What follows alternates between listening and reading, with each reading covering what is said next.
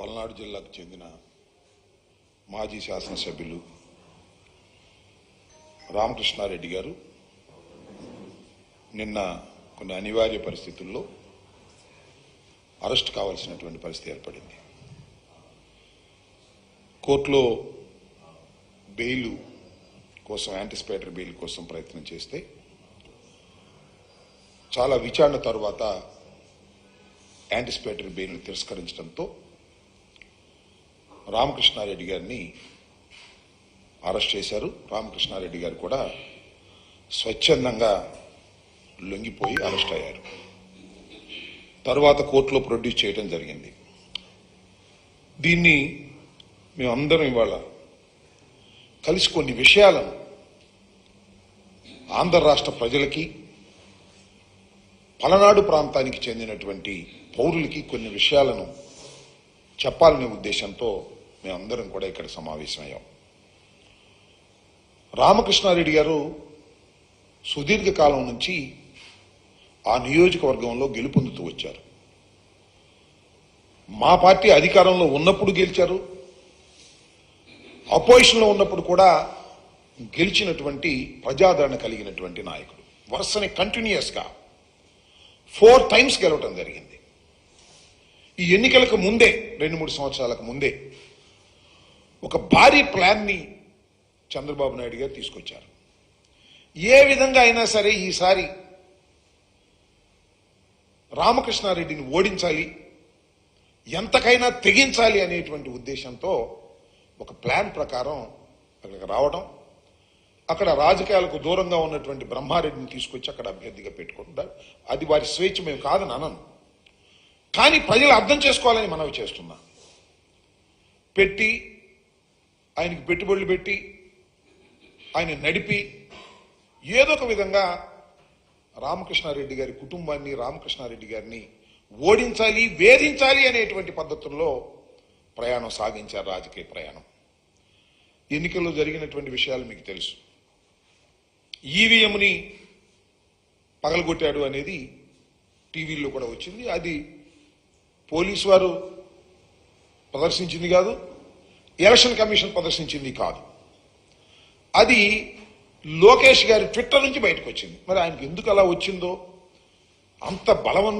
అంత శక్తివంతం ఎలా వచ్చిందో లోకేష్ గారికి నాకైతే అర్థం కాల.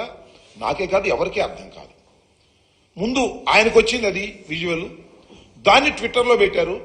ఆ ట్విట్టర్లో పెట్టింది చూసి కేసు పెట్టారు. ఈ కేసు అనేది it is purely bailable case. ఆటోమేటిక్గా 7 సంవత్సరాల రూపశిక్ష పడేది కాబట్టి పోలీస్ స్టేషన్లోనే బెయిల్ ఇచ్చేస్తారు. అలా ఉండటానికి వీల్లేదు. ఈ కేసు పెట్టినా అతనికి బెయిల్ రావడానికి వీల్లేదు అనేటువంటి ఒక దురుద్దేశంతో 307 కేసు పెట్టారు. 1 కాదు 2 పెట్టారు. ఎవరు పెట్టింది? ఒక పోలీస్ ఆఫీసర్ కంప్లైంట్ మీద పెట్టారు. ఆ పోలీస్ ఆఫీసర్ ఎప్పుడు కంప్లైంట్ ఇచ్చాడు?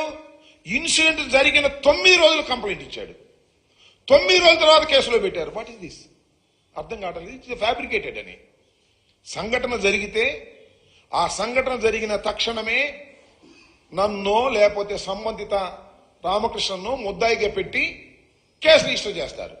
కానీ సంఘటన జరిగిన 9 రోజుల తరువాత 307 బుక్ చేశారంటే ఆ డిలే అంటే చాలా కింద నుంచి పై దాకా మాట్లాడుకున్నారు, ఫోన్లో మాట్లాడుకున్నారు, లోకేష్తో మాట్లాడుకున్నారు, చంద్రబాబుతో మాట్లాడుకున్నారు, అందరితో మాట్లాడుకున్న తర్వాత ఈ ఈవీఎం కేసులో అయితే ఎమ్మటే బెయిల్ వచ్చేస్తే రామకృష్ణారెడ్డికి అలా కుదరదు, 307 2 పెడదాం, అప్పుడు బెయిల్ రాదు అనేటువంటి ఒక దురుద్దేశపూర్వకంగా, కుట్రపూర్వకంగా 307లో 2 పెట్టించారు.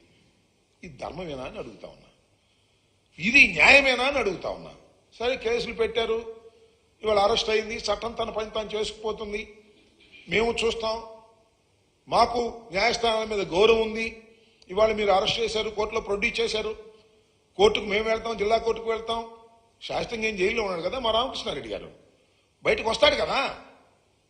307లో బెయిల్స్ వస్తాయి, కాకపోతే ఇట్ మే టేక్ టైం. మమ్మల్ని ఏదో ఒక విధంగా ఇబ్బంది పెట్టాలి, కక్ష సాధించాలి, వరుసనే గెలుస్తున్నటువంటి రామకృష్ణారెడ్డి మీద కక్ష సాధించాలనే ఏకైక దురుద్దేశంతో ఈ కథంతా నడుస్తూ ఉన్నదనేది మా ఉద్దేశం, మా ఆవేదన అని మనం చేస్తున్నాం.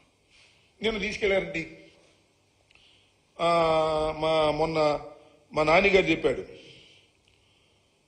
ఒక ఫేక్ న్యూస్ ఫ్యాక్టరీ, ఫేక్ న్యూస్లన్నీ కూడా కలిసి ఆ ఫ్యాక్టరీలో రిలీజ్ చేస్తుంటారు.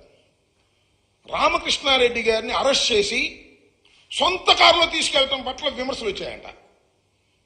రామకృష్ణారెడ్డి గారిని అరెస్ట్ చేసింది ఎప్పుడైతే బెయిల్ రద్దయిందో పోలీసు వారు, అయ్యా నువ్వు పోలీస్ స్టేషన్కి రమ్మన్నారు, గౌరవంగా మా రామకృష్ణారెడ్డి గారు తన సొంత కారులో పోలీస్ స్టేషన్కి వెళ్ళారు.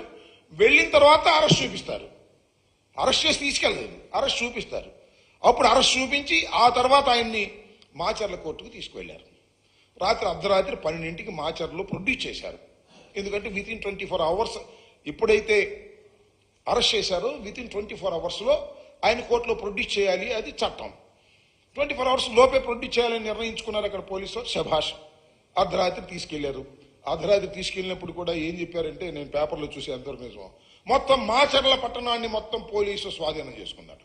ఎందుకంటే రామకృష్ణారెడ్డి గారు ఎక్స్ ఎమ్మెల్యే గారు 4 సార్లు గెలిచిన వ్యక్తి వెళుతున్నాడు కాబట్టి అక్కడ ఆయన మీద ఏమైనా జరుగుతుందనో లేకపోతే ఈయన అభిమానులు వస్తారనో తీసుకున్నారు. ఏం జరిగింది అక్కడ? ఆయన కారు దిగుతుంటే ఎవరో ఒక అతను వెళ్ళాడు. ఏంటి అతను? రవి. ఏ రవి? కొమ్మరి శివని అతని సెకండ్ ఇవ్వడానికి ట్రై చేశాయంట. ఎవరయ్యా అంటే తెలుగుదేశం నాయకుడు అంట. ఏం నాకు అర్థం కాలేదు, ఏం జరుగుతుంది అక్కడ? రాత్రి 12 గంటలకి రామకృష్ణారెడ్డి గారిని కోర్టులో హాజరుపరచడానికి వెళితే కొమ్మెర శివ అనేటువంటి తెలుగుదేశం నాయుడు సెకండ్ ఇవ్వడానికి వెళ్ళాయంట. అది చూసా నేను, విజువల్ ఎవరో పెడితే ఆయనకి వ్యతిరేకంగా స్లోగన్స్ ఇస్తున్నారు. 10 మందో 20 మందో కనపడుతున్నారు, ఇంకెంతమంది ఉన్నారు? ఏంటిది నాకు అర్థం కాల. ఇది ఒక కక్ష సాధింపు చర్య. అరెస్ట్ చేశారు, ప్రొడ్యూస్ చేశారు, నెల్లూరు జైలుకి పంపించారు. This the routine course, we will face it.